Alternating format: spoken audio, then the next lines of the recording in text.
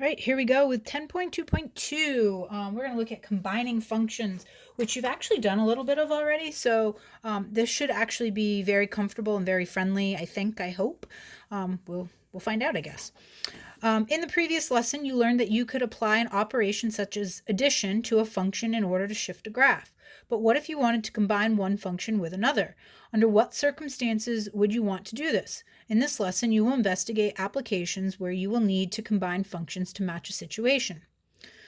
1086. Steph is in charge of ordering team accessories for her soccer team. She wants to order custom socks that have the team's name on them from an online supplier. The socks are $10 each plus $5.95 shipping and handling. Write a function f of x to represent the total cost of socks for x persons. Then sketch a graph of this function. Okay, so it's going to be f of x, and every sock we buy is $10, but we only pay the $5.95 shipping once. So f of x equals 10x plus $5.95. And then we're going to sketch the graph. I'm actually going to show you my completed graphs after. So I'm going to fill all these in first, and then I'll show you the completed graphs. Steph finds some headbands that she would also like to order. The headbands are $22 each plus $6.50 shipping and handling. Write a function g of x to represent the cost of headbands for x persons. Then sketch a graph of this function. All right, so g of x, it's $22 for each headband, so 22x plus the $6.50 shipping. Steph decides that she should order both a pair of socks and a headband for each person on the team. How should she combine f of x and g of x to represent the total cost for both items for x persons? Do this and then sketch a graph of the combined functions. Okay, so I'm going to combine all this. So it's 10x plus, it's 10x for the socks, it's 22x for the headband. So I'm going to combine those. So this would be f of x plus g of x. And you could write 10x plus 22x, but we're just going to simplify it. We're going to combine that. So that would be 32x plus, and then you've got the shipping, $5.95 plus $6.50, and that is $12.45.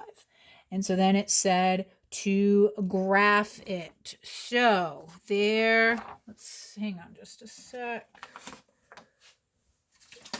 There we go. I just don't want to show you the bottom stuff yet. There we go. There is the graph. So f of x, this is the one that was just the socks. This was just the headbands. This is the socks and the headbands together, of course, with the shipping include, or as part of that. So it's just graphing linear equations, which I know we are all amazing at this point. Okay, moving on. The company from which Steph is ordering the socks and headbands said they will offer free shipping if the order is more than $400. How many people will Steph have to order socks and headbands for in order to receive the free shipping? Show work algebraically. So this represents the cost for the items, right? We don't care about the shipping. She's going to get free shipping. So 32x must be greater than or equal to 400. So however many people I get times 32 must give me a total amount over $400, because it's okay if she gets more people to order, if it goes over 400. So a little one-step inequality to solve. You get x equals 12.5 when you do that. So would 12 people be enough? No, if she only had 12 people order, she'd be under the 400. So she would have to have 13 people order. She needs at least 13 people. How would the graph of y equals f of x plus g of x change if the shipping and handling is free? So that means the y-intercept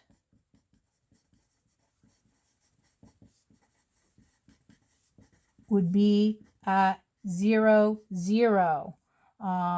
Because you aren't paying for any shipping. So on the graph here, all of these intercepts that represented the shipping, because that was your one-time cost, and then it increased from there based on how many people ordered. So what would happen is your graph would shift down. So this line right here would shift all the way down and you'd start at 0. So the graph would shift down. All right, Lori has 1087. Lori has 2 accounts at her bank and wants to keep track of the total amount of money that she has. One account is a special savings account that is called a certificate of deposit, or a CD.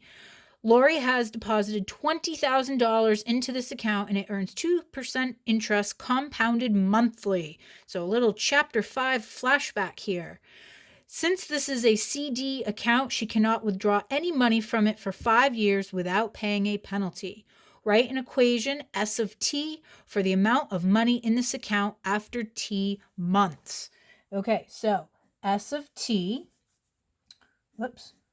equals, so 20,000 is what she started with, okay? And then your interest rate, it's 2%, but we're compounding monthly. This 2% interest rate, remember, is yearly.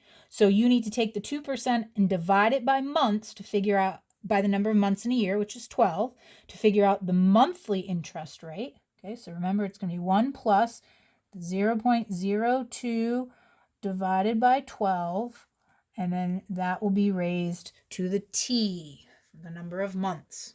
Okay, hopefully that looks familiar. B, Lori's second account is a checking account. She currently has $2,000 in this account and she deposits $1,500 of her work earnings each month. Write an equation W of T for the amount of money in this account after T months. So this one's nice. This one's linear, right? She's depositing the same amount every single month. So W of T equals, she started with 2,000 plus she's adding 1,500 each month. So there are the 2 equations. Lori wants to keep track of the total money that she has in the bank. Show her how she can use the equations in parts A and B to do this. So since they're both, the variables are the same, we're looking at the number of months, we can just take these 2 equations and add them. So S of T plus W of T equals, and then we got to write this big nasty equation out. 1 plus 0.02 divided by 12 to the T plus 2,000 plus 1,500 T. And actually, I'm going to put that in parentheses. That one's, it just kind of helps you separate that this is one account and this is the other account. That's why I put that in parentheses. All right, Lori has decided that when she has $35,000 saved, she will spend some time traveling. How long until she can begin her travels? Use a graphing calculator. Yes, because if we didn't have a graphing calculator, it would be a lot of guess and check. So let's talk about how to do this. Here's the graphing calculator. Oops, it's still, I was practicing before, it was already in there. All right, so I just cleared it out. We're going to type in this whole equation, and you have to be super careful how you type it in, because if you miss something, you're going to get an error. If you type something in wrong, you're going to get an error, so be super careful. So 20,000, and then put your parentheses to show the multiplication. 1 plus 0.02 divided by 12, close parentheses. You need the caret, and we don't have a T, we're going to use X, okay? Get out of the exponent here, so just use the right arrow, plus parentheses, 2,000 plus 1,500, again, we're using X instead of T, close parentheses, okay? I'm not sure what the best way to do this is. I found a way that worked for me. I'm sure there's a better, more efficient way. What I did was zoom 0, because if you graph it, the window is by tens, and this just doesn't fit because these numbers are so huge. So I did zoom 0, and you can see that it's graphing it right there. It looks linear, but we know there's a exponential piece to this. But the numbers are, just so big.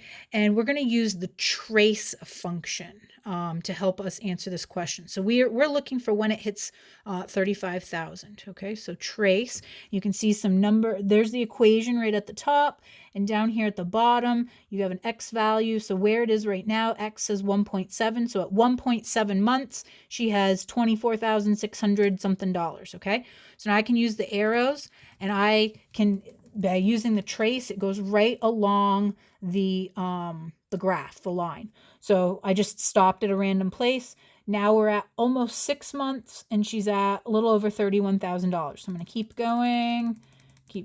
I'm watching that Y value, and it's really close now, 34,725. Oh, there we go. I just hit 35,051.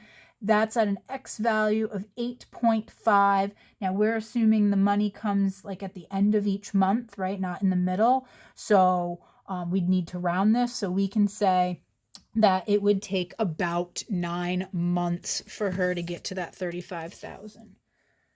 So about 9 months. And I'm just going to note here, use the trace. Use the trace function. That way, if you want to go back and try this yourself, if you forget what to do, hopefully that will remind you. All right. Oh, I better stop. It's getting a little long, so I'm going to stop it here. I will be right back to do page 2 of this. We are almost done, so I will be right back.